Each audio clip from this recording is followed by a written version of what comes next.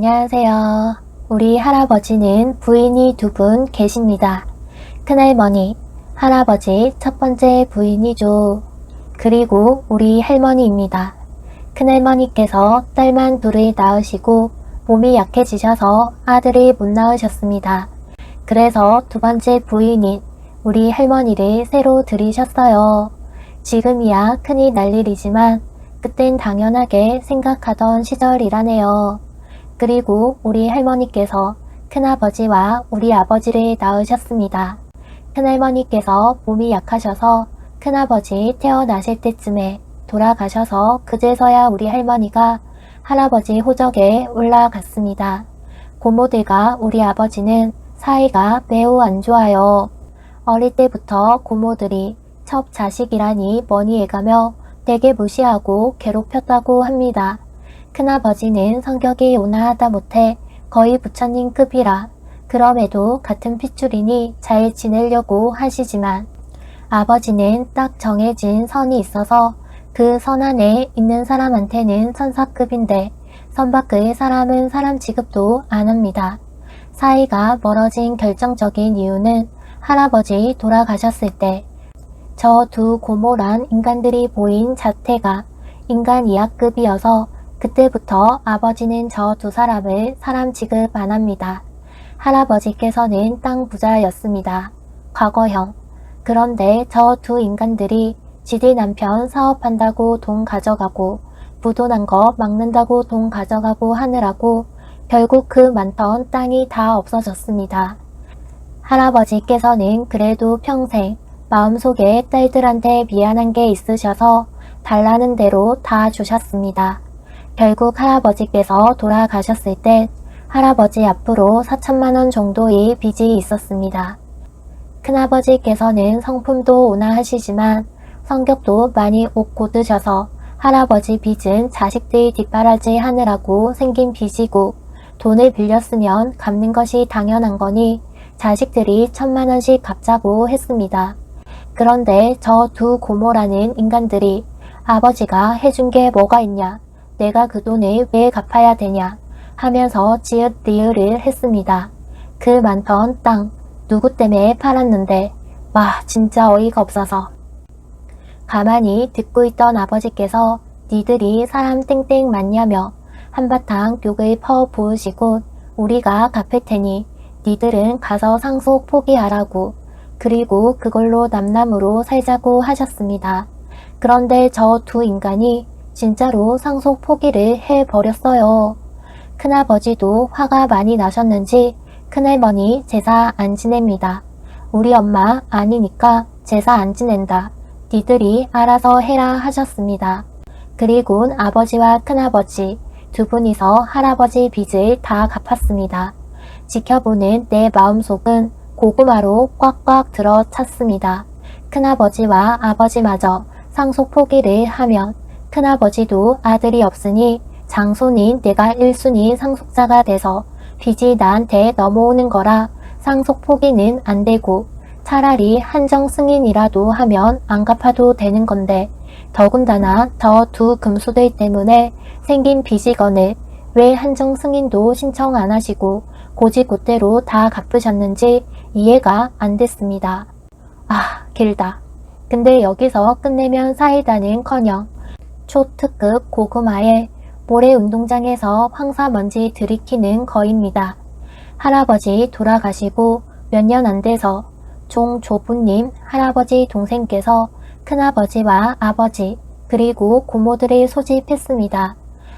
아버지께서 고모들 보기 싫다고 안 가시고 큰아버지는 병원에 계셔서 안 가셨습니다. 그 대신 내가 장손이라고 불려갔습니다.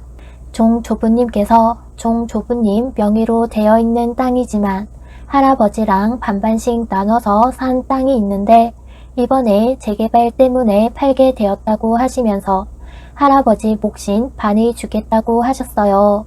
그런데 그 돈이 억소리 몇 번 나올 정도로 많았습니다. 큰 고모라는 인간이 딸들도 아들들하고 똑같이 받게 되어 있다며 자기들한테도 똑같이 나눠달라고 했습니다. 빚은 안 갚고 돈은 받겠다는 심포도 짜증나고 지금까지 할아버지 제사 때 얼굴 한번 안 비추던 인간들이 얼굴에 아주 웃음꽃이 펴서 싱글벙글 하는 걸 보니 열이 확 오르더라고요. 그래서 종조부님께 고모들은 할아버지 돌아가셨을 때 상속포기 하셨으니 받을 자격 없다라고 말씀드렸습니다. 고모들은 어린 놈이 어딜 끼어드냐는 둥 하면서 또 지을 리을을 시전했습니다. 종조부님께서 무슨 말이냐며 다시 물어보시길래 할아버지 돌아가셨을 때 이를 다 말씀드렸습니다. 종조부님께서 고모들한테 니들한테는 못 준다 하셨어요. 그러자 고모라는 인간들이 아주 돈에 환장해서 종조부님한테까지 소송이 어쩌니 저쩌니 하면서 들이댔습니다. 그러더니 결국엔 진짜로 소송을 걸었어요. 그런데 두 고모는 상속 포기하고 아버지랑 큰아버지는 단순 산속으로 빚까지 다 갚은 것 때문에 고모들한테는 산속 권한이 없다고 판결이 났습니다. 종조부님이 주신 돈은 고스란히 우리 가족 것이 되었습니다. 그리고 돈에 환장한 고모라는 인간들은 태도를 바꿔서 한 핏줄이니 잘 지내자는 둥 할아버지 제사에 한 번도 안 오던 것들이 자기 자식들까지 다 데리고 오는 둥 아주 생지을 리을을 하는 중입니다. 우리 집안은 평소에 제사는 지내지만 연휴 때 제사는 안 지내고 그냥 밥이나 거하게 먹고 막 영화 보러 가고 노래방 가고 그러면서 우리 집 큰 집 두 가족끼리 연휴 동안 뭉쳐서 신나게 놀면서 연휴를 보냅니다. 그런데 그 일 이후로 요 몇 년 동안은 매년 고모들이 찾아와서 분위기가 별로입니다. 그런데 이번에 고모들이 손자 손녀들까지 죄다 데리고 왔어요. 사이도 안 좋은데 죄다 끌고 와서 상당히 거슬렸지만 그래도 어릴 적에 조금 신세진 게 있어서 최대한 예의는 지키고 있었어요. 사촌 큰형 딸이 올해 대학생이 되었는데 인사도 대충하고 밥 먹는 내내 표정이 썩은 게 억지로 끌려온 표정이었습니다.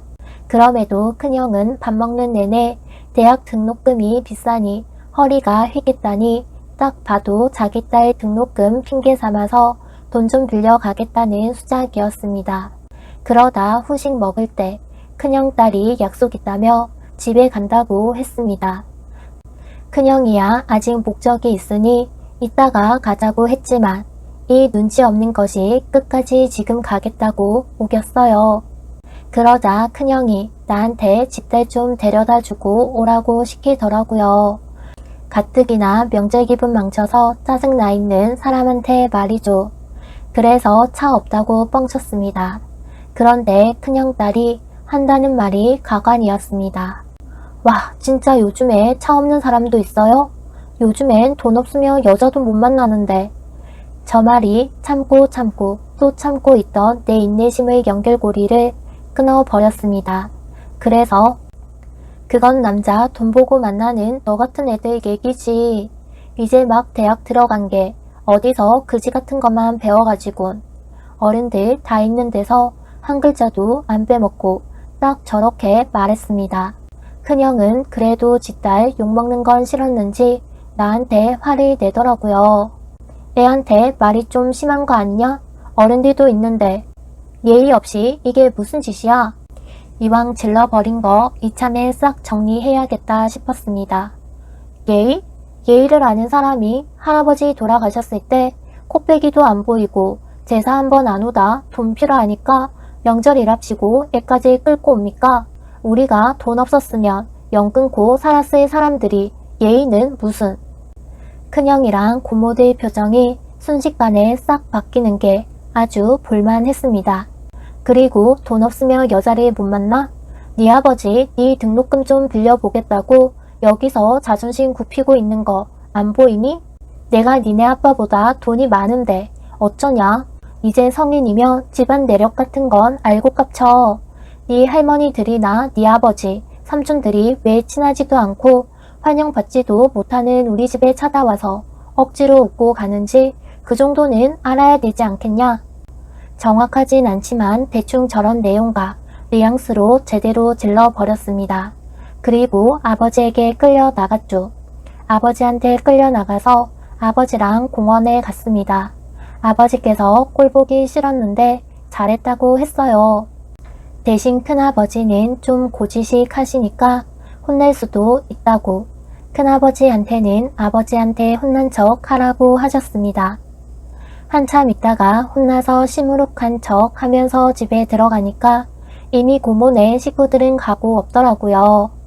큰아버지께 그래도 한 소리 들을 줄 알았는데 의외로 큰아버지도 잘했다고 칭찬하셨어요.